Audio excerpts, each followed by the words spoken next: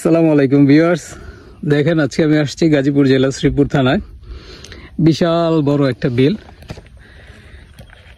খুব সুন্দর। এতদিন তো শুধু পদ্মা নদীর মাছই দেখছেন, এবার দেখেন বিলের মাছও দেখা যাচ্ছে। তো এই যে এইখানে ভাইয়েরা রুটি দিয়ে মাছ শিকার করতেছে, এই বড়শি ফালাইলো। ও মাশাআল্লাহ মাশাআল্লাহ ভাই, একটু একটু একটু কপাল খুবই ভালো। দেখেন চমৎকার একটা পুঁটি মাছ ধরা পড়লো। এই পুঁটি মাছের ওজন কত, 1 কেজি হইব না ভাই? দেখছেন লাফাইতেছে, জোস।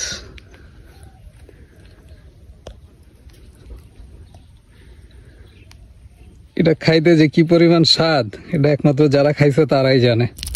ওই গেছে গা গেছে গা গেছে গা, যাইছো ভাই? তাহলে আমারও ধরবো।